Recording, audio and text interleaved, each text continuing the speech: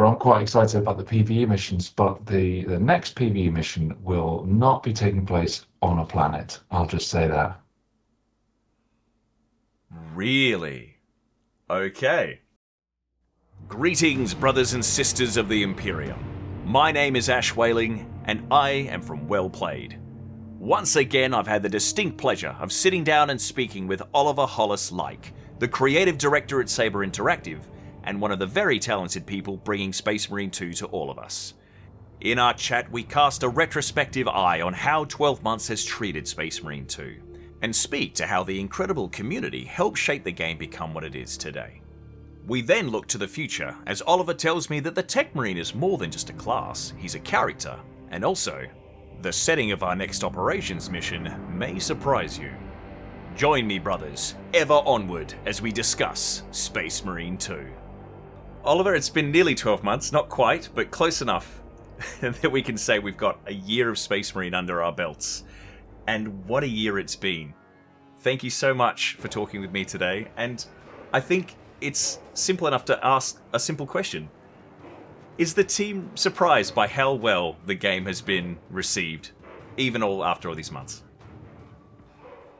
I think the overwhelming feeling from the team at the time of release was one of apprehension. You know, they had put so much work into something that including me, we'd all put so much work into something we loved and felt a great connection to, but you can't tell if other people feel the same until it's out. And so in those first few weeks, as we saw the response, it's just such a rewarding feeling. It's just the whole team is not only thrilled with the success they've had, but enthused about going forward and bringing more to the table now. It's genuinely been amazing. Even from our last conversation, some of the comments that we received on that video were all really, really positive, including some that basically said, this guy gets it. They've met the brief, you know. And I mean, it's a very difficult universe to traverse, but I think you guys have nailed it. But the thing that I admire the most, especially when it comes to both the team that's worked on the game, but also the community, is just how quickly you've been to respond to the community, how they feel about the game when they're being critical of things. And it's an amazing level of transparency that the team's offered. So is it difficult maintaining that relationship when you have such passionate players? Yes, it is. It is difficult, but the difficult thing is just, I mean, you know, with anything that's difficult, if you care enough, then it's doable. And that's the thing, we really do care. And so we're doing our absolute best to respond to everything. We can't achieve everything we're asked to do, but we're doing our best. And so, yes, it's challenging, but it is worth it. We all feel it's worth it. Anything you're passionate about, even if it's difficult, it doesn't feel like work after a while. Yeah, exactly. Like a great example is obviously when you initially introduced the lethal difficulty, the squad cohesion mechanic was received in a very interesting way, but just how rapidly that the team spoke to how it was being perceived and how it was being sort of implemented, and it was almost immediately removed because I guess it didn't pass the vibe test. And I mean, is that challenging for the team to sort of admit that maybe we missed the mark here? We understand what the players wanted, maybe this isn't it. I think that we're always trying to service the players. We're always trying to create something that is the most fun, the most enjoyable experience for the most number of people. And so I remember when that was released, you know, my messages were just blowing up. You know, I got to the office, sat down, I was like, oh my God. And it was so hotly debated and talked about inside, like, what do we do? How do we do it? Okay, maybe we can do this and we can fix this. And when the decision was made to pull it was just the right thing to do. And so we did it. So, I mean, obviously the game has evolved a lot since then. I mean, now patch 10's live and we have, you know, a brand new system for playing the game with the introduction of stratagems. So, of course, the question has to be asked, will we maybe see a squad cohesion stratagem to bring it back? I'm not going to reveal too much about that, but we're definitely going to see a lot more stratagems coming in, a lot more modifiers coming in to keep things interesting, and yeah, there's lots more coming on that front. Excellent. I love the idea of making the game almost infinitely playable. People love modifiers, people love mutators that change the game. I suppose in the sense that you've obviously identified something that wasn't well received and then sort of made the pivot, has there been any dramatic changes to, I guess, internal strategies when it comes to implementing things or even designing things? Do you keep a ripcord in mind just in case something isn't well received moving forward? It's difficult because you have the initial response, and sometimes the initial response is from the most vocal players who feel very passionate about what they're saying. But it can take time for the majority to speak up and say, well, actually, we really liked it. And so it's always difficult to provide a variety so that people can choose, well, I will like playing it like this, so I'll do it this way, and I like doing it this way. So we want to give options, but at the same time, we don't want this overly cumbersome kind of system that's got something for everyone. It becomes like a mess. So we just try to listen to the community, the whole community, and speak with everybody internally to get the best possible outcome. But it's not something we brush off. We always take everything seriously. It is something you always need to consider, that maybe the silent majority is quietly enjoying the content, so you can't immediately cater to one particular group of people. But I suppose that's also another point that I think is worth pointing out, is that feedback plays a very big role with how the game is shaped. I mean, the Focus Community website is just a plethora of open and honest questions being asked. And do you find sometimes that there's surprising outlooks? I mean, sometimes you do polls based off, what do you want to see in the game? And do you find some of the answers can be surprising, or are you leaning in the same direction as the community at times? I think you get the one-offs. The people, you get a few people who come up with pretty wild ideas.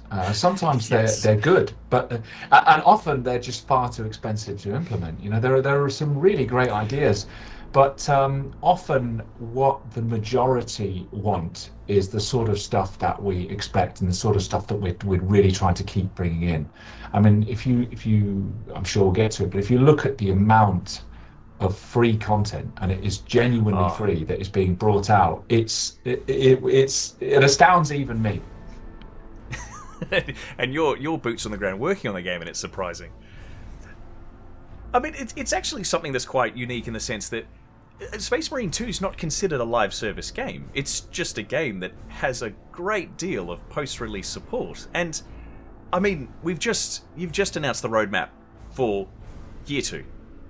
So people are going to get at least another 12 months out of the game, and you've already confirmed that Space Marine 3 is coming eventually.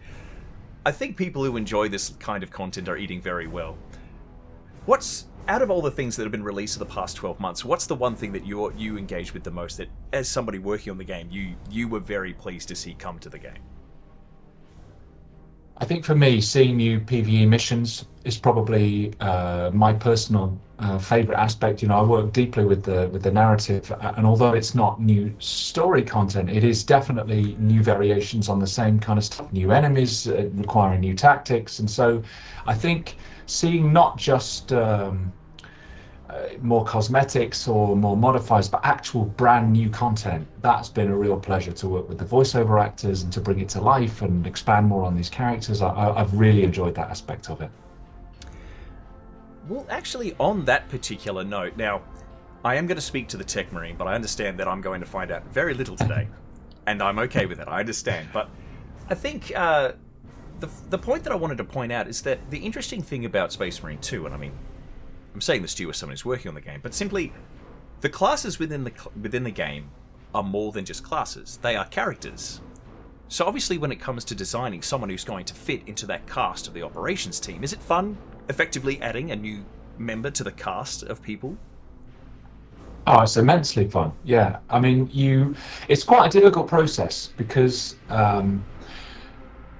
so Space Marines are very, very well defined in the in the way that the IP is sort of presented now. Space Marines are very, very well defined, and yes. Particularly among one chapter, it can be quite difficult to differentiate between different characters. But I feel that we've managed to do that without breaking the IP. I feel like we've managed to do that, and so adding a brand new spin on it is great, because we're thinking, well, what are we missing? What kind of dynamic could we add to this squad? What would be not just in terms of the physical appearance of the character, but what personality in quotes, what kind of personality would really shake things up and make things interesting. That's something that's very considered.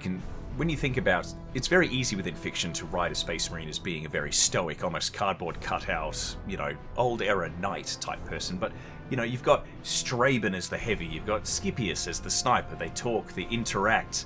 I mean, I can't wait to see what the Techmarine has to say to Decimus being his usual bloodthirsty self. Some of his comments have the other sort of questioning how he feels, but it does mean that from a story perspective, there are a few small notes that are within the game that. In the operations mission, Fall of Atreus, the NPCs actually lament the fact that we don't have a Techmarine on staff when we reach the final part of that. Is that something that's going to be considered now that a Techmarine might turn up? Are they going to correct themselves and maybe go, oh, actually, yeah, sorry, you do have someone on staff. We'll forget about that. Absolutely, that would be completely bonkers if that line were to come out with a Techmarine standing next to them. Yeah. I mean, short of the Techmarine saying, what am I, chop liver, but yeah. Fantastic. I suppose then from an operational standpoint, obviously being operations, is there any concern within the team that obviously launching a new class, a new character, is there any concern that everyone's going to want to be the Techmarine on day one and there's going to be a glut of people wanting to turn the screws and pick up the Omniscience axe? I think there's no avoiding it, is there? I'm sure that will be the case. I'm sure there'll be some squabbling, but yeah, I guess it'll even itself out. Fair enough. It is something that's unavoidable. I guess then in that case, the other question regarding, last we spoke, we did speak about the amazing opportunity that would be playing as a chaplain, so I suppose I do have to ask the question, were you outvoted at the meeting, or is it just a case of when it was coming down to class design and what fills a niche, they just went, maybe we'll do the Fanatical Zealot later? Yeah, I remember a lot of those conversations internally, and it's I think the thing is, some of the characters have a more limited weapon set, and that means that it can be difficult to implement in a way that fits into the combat style that is Space Marine 2. There's been lots of discussions about it, but I think ultimately we opted for the Techmarine because it was a better fit, and I think we had more demand for it as well. So, really? That you'd be surprised when we see the data come in, but it's I think it's definitely the Chaplain is such a fantastic character to explore, and is so different from the rest of them by the nature of their role. So I would love to play with that more. When it comes to something is, I guess it's such a dramatic change to the game implementing a class.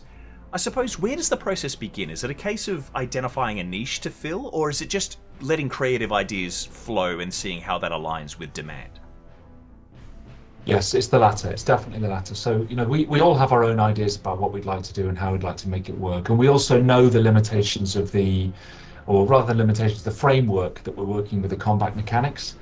And so we can't just throw anything in, but so we have our own ideas about what we'd like to do, but as you've seen, one of our priorities is to listen to the community, and we want to give people what they want. So we, as you said, we match that sort of inner creativity with the demands of our player base. Absolutely.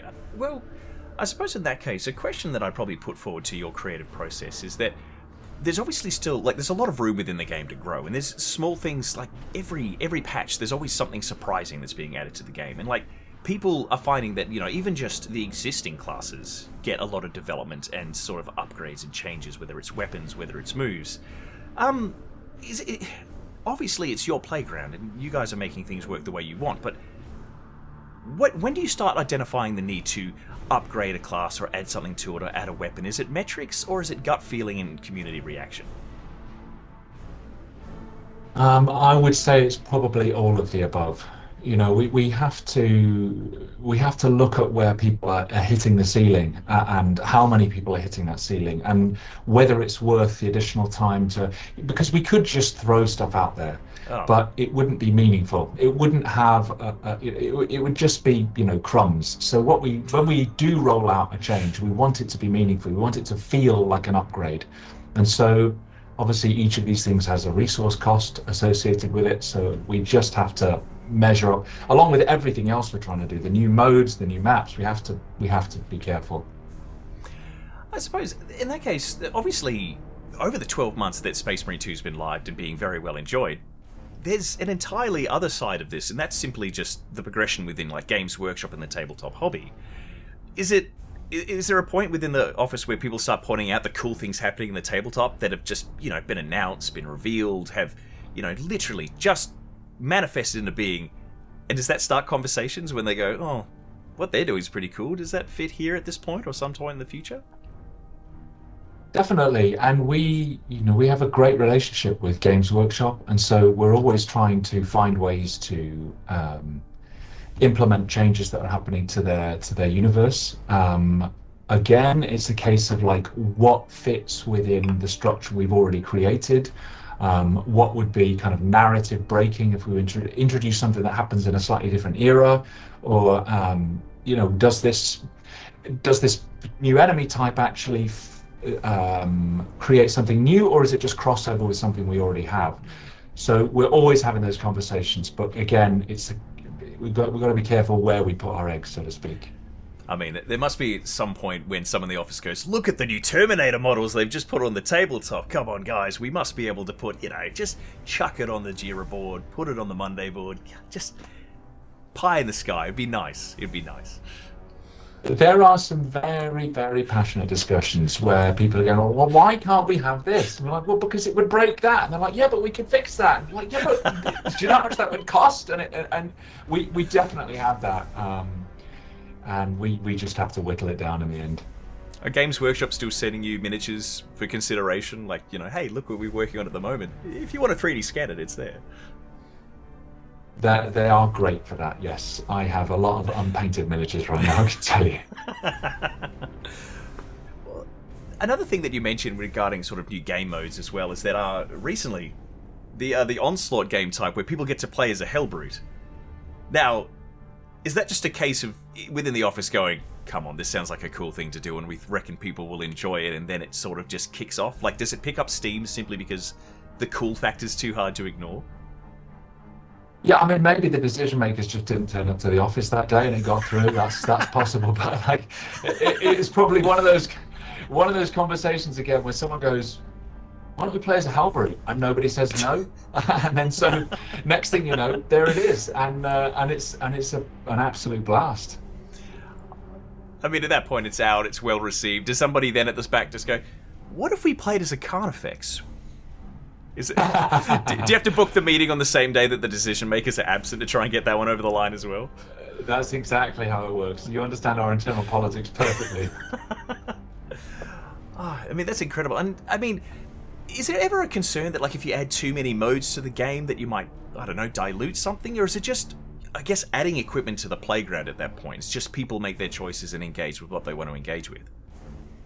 Yeah, absolutely. And you've seen how we work. If something is not well received or is not picking up, we'll just, dial it back or lean on something else. But, our main driving force is how do we keep this game fun and new for all of the players that are enjoying it so much. If people were, completely bored with it and put it down and that was the end of it, then we would be done with it. But people they just want to keep playing, and it's such a great feeling from our side that we just want to keep that novelty going.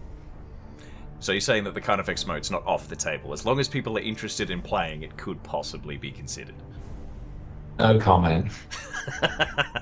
Okay, so internally people are playing it, but that's okay. We can figure that out. I suppose in that case, obviously speaking to the wider world of, Warhammer 40,000, and Space Marine 2 is occupying a big space on the plinth of, interactive Warhammer 40k media, but just recently, Dawn of War 4 got announced, and so people are really excited to see that. So, is there any considerations to, finally having, a Blood Ravens cosmetic pack as a tie-in, like a hat tip or a nod? Maybe Gabriel Angelos can turn up, or Titus can go hang out with them for a while. But is there any kind of thoughts that, you're going to be sharing space with, I guess, one of the original Warhammer 40k video games eventually? I think where we are at with Space Marine 2 right now, things like cosmetic packs are relatively easy to implement and the sort of things that we do consider, but having actual brand new characters come in, it requires an enormous amount of effort. So anything narrative related, anything story related is something that is is just over the horizon, on the next big thing. But yeah, for Space Marine 2, I think it's best to save that. But it's a great announcement. Oh yeah, I remember so clearly growing up on Dawn of War. I just absolutely loved that game, and to see it come back again is really exciting. Definitely, that's 2026 going to be very exciting. That was the game that surprised me that Warhammer 40,000 could function as a video game without diminishing the tabletop experience, much like Space Marine 2 now. I've actually got several close friends now who have just gotten into the tabletop hobby because of Space Marine 2. That's fantastic. I've recommended it for years, but it took you guys to finally get them to push over the line. But it's just such an amazing hobby, and like that, for me personally, that's been the best part of the release of Space Marine 2, is seeing all these people on YouTube saying like they've just discovered like Warhammer, and they're getting into it, and they're reading the books and all this stuff, and it's to be passionate about something for most of your life, and then to feel other people join that is great. I mean, the one thing I regretted from our last conversation was the fact that you mentioned you grew up not far from Warhammer World. You've been part of the hobby for a long time, but I never asked you what your first army was. Oh, my first army, I bought, when I very first got the game, I bought it off a friend who'd I guess moved on from it, and so he painted his Marines like purple and all sorts of stuff, and I remember turning up to the store for the first time with my army. I knew nothing about it really, and they were like, okay, what chapter's that? And I was like, what's a chapter? And it took me a while to get into it, but when it came down to actually painting my own first unit, I went with Dark Angels. There was just something about the vibe that they had that really got me. And so yeah, I had a Dark Angel Assault Marine squad. I mean, there's something cool about dark green and robes, mysterious. Yeah. No, that's incredible. So were you excited to see the Dark Angels pack eventually make its way to Space Marine 2? I mean, I loved it, and their like lore and all of their kind of backstory is just so interesting. I mean, is there ever a discussion that if you weren't dealing with Ultramarines, what chapters you might explore as part of the Space Marine 2 wider universe? Like maybe let's make a Space Wolf game. Oh, let's make a Blood Angels game. Oh, definitely. I mean, they're so different as chapters. They're all Space Marines. They're all serving the Emperor. They're all of the same kind of descended from the same Emperor, but they are so different in how they express themselves. And I'd love to see them on the battlefield together. I think that'd be really interesting. I remember reading the Vigilus campaign book and seeing all these different chapters showing up, and that epic battle with all these different enemy factions. It was just so cool. Maybe when you walk past the writer's room for Space Marine 3, you can start nudging them and say, like, if you make the threat big enough, we can have all kinds of chapters turning up for this. Absolutely. Well, that's why I love the Death Watch opening to the game. You got to see, I mean, unfortunately, most of them were dead by the time you actually got to them, but there's, the Space Wolf, just a little taste of what that's like, and the radio chatter.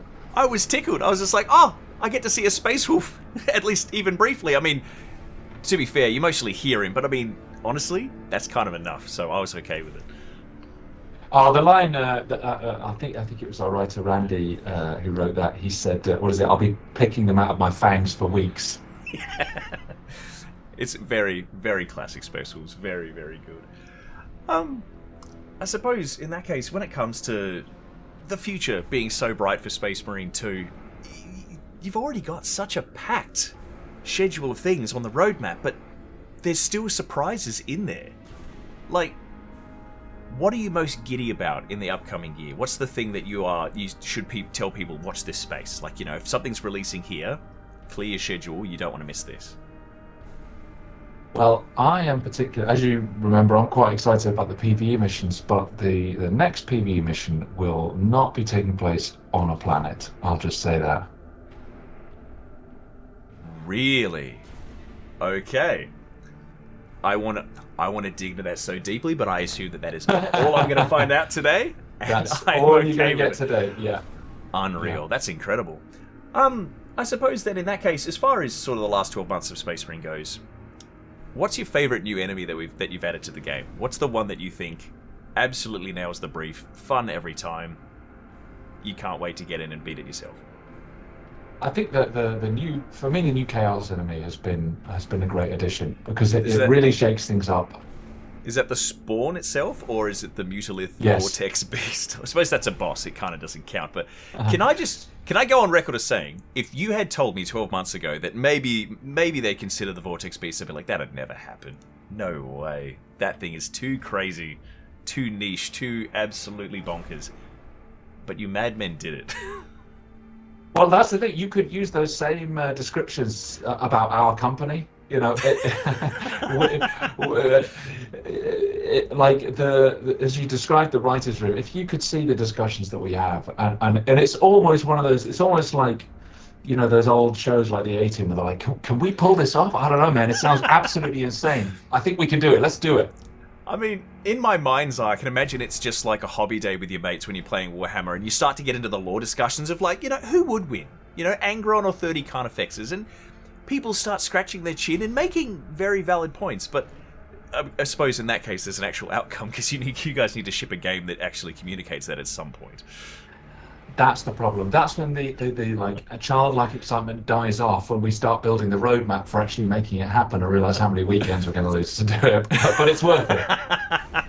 I mean, if ever there was a feasibility report to put together, I mean, it would be exciting right up until somebody says no, and they start counting the zeros and just say, you know what, very no. Yeah. Well, that's amazing. I mean, that's all the questions I had written down, but honestly, Oliver, I'm just absolutely pleased to see how well Space Marine 2 has done as a game, as a property, as an expansion of the Warhammer 40,000 universe. Everybody comments on how well this game met the brief, how well the team does at understanding the very, very unique universe that's being portrayed. So I suppose I'll just take this opportunity just to say, on behalf of so many people, thank you to you, thank you to the team. Thank you to all of the people who engage with the community and do so much hard work to make it feel like this game really is ours. Because I feel that that's something that you take very seriously. And we are so very appreciative of it. Thank you so much, Ash. And I would like to echo that and say, you know, on behalf of everybody at Saber, that we are just so grateful for all of the support and all of the kind of commitment that people have had, and the feedback that we've had that have shaped the game into what it is today. And that's what this year 2 roadmap is about. It really is a thank you from Saber, because there's so much free content that we just want to give to people so that they can keep having fun and keep reminding us why we're doing this. There's still more to come. It's incredible. Well, it's been an absolute joy speaking with you today. I hope that in another 12 months we can have another chat. Maybe we can catch up. Maybe I'll be able to tell you, hey, you know what? I've actually painted a bunch of my Space Wolves, but we know how the hobby goes. Maybe I'm too busy playing Space Marine 2. But once again, Oliver, it's been an absolute joy, and thank you so much. And we look forward to another 12 months of Space Marine 2. Thanks, Ash. Thank you. Pleasure talking to you. Once again, a huge thank you to all the people who've made it this far, and so much appreciation to Oliver and the entire crew at Saber and Focus for allowing us to have these great chats. Make sure to keep your eyes on WellPlayed for more great gaming content, and I hope to see you in the next one.